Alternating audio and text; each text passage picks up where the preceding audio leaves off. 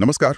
आज हम गेल India limited के इस वित्त वर्ष की पहली तिमाही मतलब 30 जून 2025 को जो तिमाही खत्म हुई उसके नतीजों पर एक नजर डाल रहे हैं। हमारे पास कंपनी की ऑफिशियल स्टॉक एक्सचेंज फाइलिंग है। हाँ बिल्कुल। तो चलिए सीधे देखते हैं। पहली चीज जो नजर आ रही है वो है कंपनी का स्टैंडअलोन नेट प्रॉफिट। ये पिछले साल की इसी तिमाही से कुछ कम है। इसी को थोड़ा और समझने की कोशिश करते हैं। हाँ, और ये ध्यान रखना अहम है कि ये अनऑडिटेड है, मतलब डिटेल्ड ऑडिट नहीं हुआ है, पर ऑडिटर ने रिव्यू जरूर किया है। तो ये एक तिमाही की सेहत का अंदाजा देते हैं। इसमें स्टैंडअलोन और कंसोलिडेटेड दोनों आंकड़े हैं। ठीक है, तो स्टैंड अलोन से ही शुरू करते हैं। इस तिमाही में सिर्फ गेल इंडिया का रेवेन्यू करीब 34,792 करोड़ रुपए रहा। हाँ, रेवेन्यू तो लगभग वैसा ही है पिछले साल जैसा। लेकिन नेट प्रॉफिट 1886 करोड़ पे आ गया। पिछले साल तो ये 2700 करोड़ से ज्यादा था, करीब 2724 करोड़।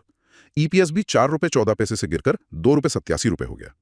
तो रेवेन्यू वही है, पर प्रॉफिट नीचे क्यों? ये एक अच्छा सवाल है। अगर हम सेगमेंट वाइज देखें तो जो पेट्रोकेमिकल्स वाला हिस्सा है ना, उसमें इस तिमाही करीब 249 करोड़ रुपए का घाटा हुआ है। ओ, घाटा। हाँ, तो ऐसा लगता है कि यही मुनाफे में जो गिरावट आई है उसकी एक मुख्य वजह है। हो सकता है ग्लोबल मार्केट में कीमतें या डिमांड का कुछ इशू हो। अच्छा, तो पेट्रोकेमिकल्स पर ध्यान देना होगा। अब कंसोलिडेटेड आंकड़ों की बात करें, मतलब गेल और उसकी सब्सिडियरीज, जेवी वगैरह सब मिलाकर हाँ, कंसोलिडेटेड पिक्चर थोड़ी बड़ी हो जाती है।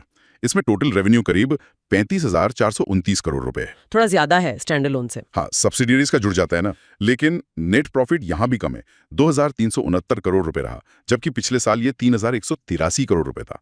तो गिरावट यहां भी है। कंसोलिडेटेड ईपीएस 3.60 है। ठीक है।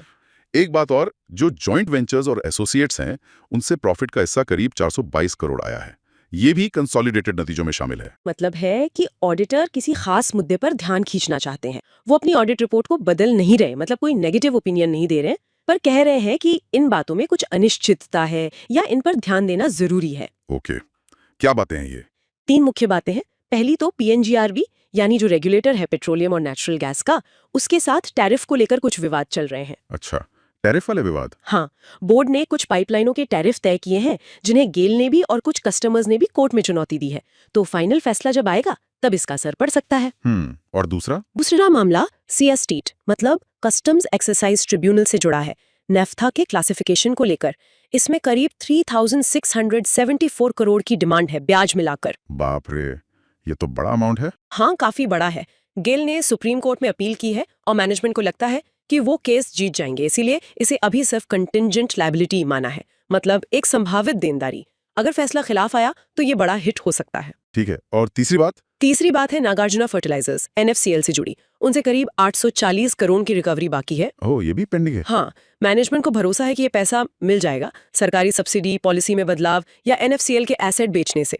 इसलिए उन्होंने इसके लिए कोई प्रोविजन नहीं बनाया है अभी। पर हाँ, ये रिकवरी सरकारी एक्शन और एसेट सेल पर निर्भर करती है, तो एक रिस्क तो है ही। तो मतलब कुछ अनिश्चितताएं हैं जिन पर आगे नजर रखनी होंगे। इसके अलावा तो कंपनी ने बताया कि फंड का इस्तेमाल ठीक हुआ है, कोई लोन डिफॉल्ट नहीं है और डेट इक्विटी रेशियो भी 0.24 है, जो ठीक ही लगता है। हाँ, कर्ज का लेवल अभी कंट्रोल में दिख रहा है, बैलेंस शीट ठीक है उस लिहाज से। जो कोर बिजनेस है, गैस ट्रांसमिशन वगैरह, वो ठीक कर रहा है, पर ये कानूनी और रेगुलेटरी मामले भविष्य के लिए कुछ सवाल खड़े करते हैं। बिल्कुल सही। ये तो बस एक तिमाही की कहानी है। कंपनी का आगे का प्रदर्शन कैसा रहता है वो इन विवादों के नतीजों पर, एनर्जी मार्केट कैसे चलता है, पेट्रोकेमिकल सेगमेंट सुधरता है या नहीं, और जो सब्सिडरीज और जेवी है वो कैसा करते हैं, इन सब बातों पर निर्भर करेगा। और जाते जाते एक सवाल सबके सोचने के लिए छोड़ते हैं। जिस तरह ऑडिटर्स ने टैरिफ विवादों और एनएफसीएल रिकवरी जैसे मुद्दों को हाईलाइट किया है, जो काफी हद तक सरकारी नीतियों और रेगुलेटरी फैसलों पर टिके हैं, भविष्य में इस स्पेस में अगर कोई बड़े बदलाव होते हैं तो वो गेल के फाइनेंशियल लैंडस्केप को कितना और कैसे बदल सकते हैं।